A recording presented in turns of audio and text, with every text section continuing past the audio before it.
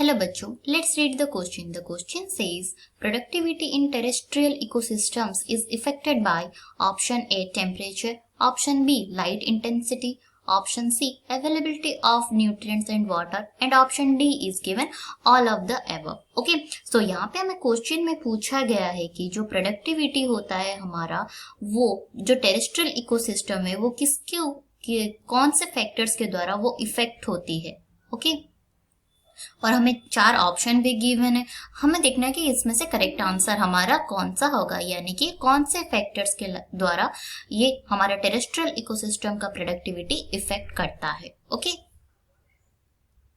सो पहले हमें जानना पड़ेगा कि प्रोडक्टिविटी मतलब क्या. प्रोडक्टिविटी से हम क्या समझते हैं? Productivity, so by definition productivity हम किसे कहते हैं?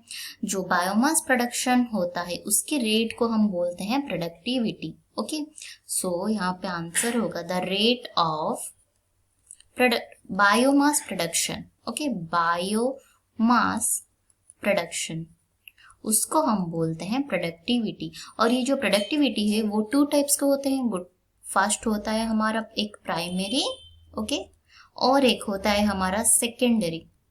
सो प्राइमरी और सेकेंडरी क्या है? ये जो प्राइमरी प्रोडक्टिविटी है, ये जो बायोमास प्रोडक्शन होता है वो प्लांट्स के द्वारा अगर हो रहा है तो उसको हम बोलेंगे प्राइमरी. ओके, इसमें आता है हमारा प्लांट्स जो कि हमारे प्रोड्यूसर्स होते हैं.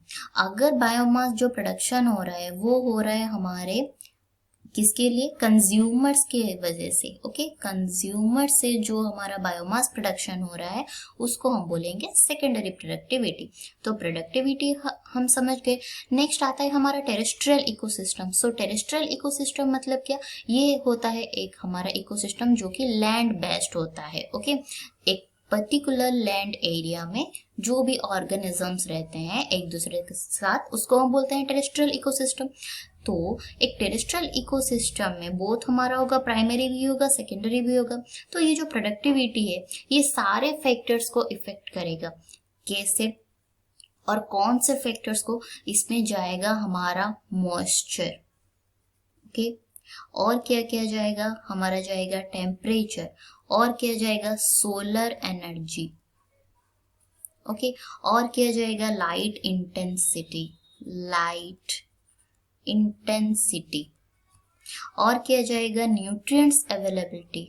Okay, nutrients and water also, and water availability.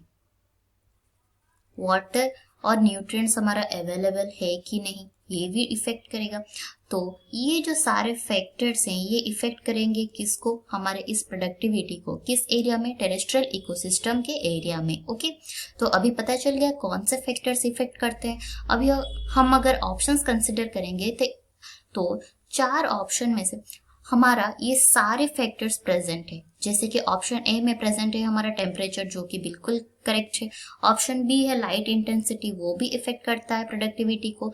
Option C जो है हमारा न्यूट्रिएंट्स एंड वाटर अवेलेबल है कि नहीं ये भी इफेक्ट करता है. एंड ऑप्शन डी दिया गया हमारा ऑल ऑफ दिस. तो ए बी सी ये तीनों बिल्कुल करेक्ट है. तो करेक्ट आंसर होगा हमारा यहाँ option D, that is all of the above.